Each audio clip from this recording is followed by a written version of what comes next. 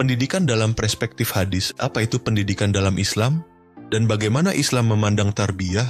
Jika kita membuka lembaran wahyu dan menelusuri jejak Rasulullah SAW, maka kita akan dapati bahwa pendidikan dalam Islam bukan sekadar proses mengajar, tetapi proses memanusiakan manusia seutuhnya.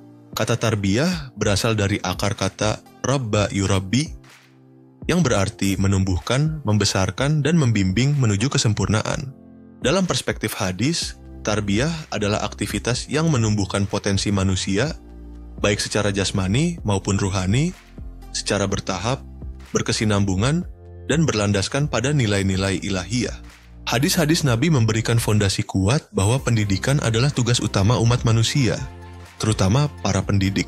Rasulullah SAW tidak hanya mengajarkan ayat-ayat Al-Quran, tetapi juga menyucikan jiwa, menanamkan adab, dan menunjukkan akhlak mulia melalui keteladanan.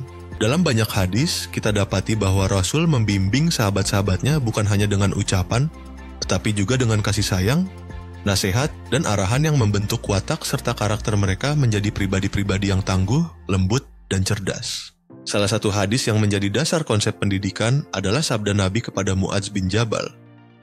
Bertakwalah kepada Allah dimanapun kamu berada, ikutilah keburukan dengan kebaikan yang akan menghapusnya, dan berakhlaklah kepada manusia dengan akhlak yang baik. Hadis ini menegaskan bahwa inti dari pendidikan Islam adalah takwa, amal saleh, dan akhlak. Pendidik bukan hanya pengajar, tetapi juga pembimbing jiwa.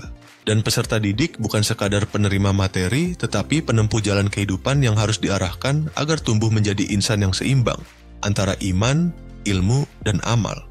Lebih jauh lagi, hadis-hadis pendidikan mengajarkan pentingnya keilmuan sebagai jalan menuju kedekatan dengan Allah.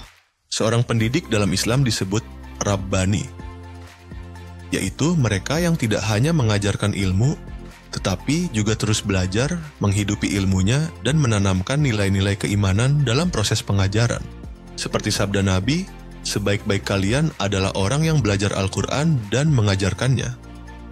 Maka pendidikan adalah jalan profetik yang diwariskan para nabi kepada para ulama dan pendidik sepanjang zaman. Dengan demikian, tarbiyah dalam perspektif hadis adalah proses memelihara, menumbuhkan, dan menyempurnakan potensi manusia menuju kesalehan pribadi dan sosial. Ia bukan sekadar instruksi, tetapi juga inspirasi. Bukan hanya pengajaran, tetapi pembentukan.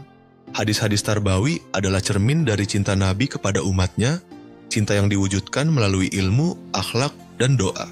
Di zaman yang serba cepat dan penuh tantangan ini, kembalilah kita kepada tarbiyah nabawiyah, pendidikan yang menanamkan iman, menyuburkan akhlak, dan mengantarkan manusia pada kebahagiaan dunia dan akhirat.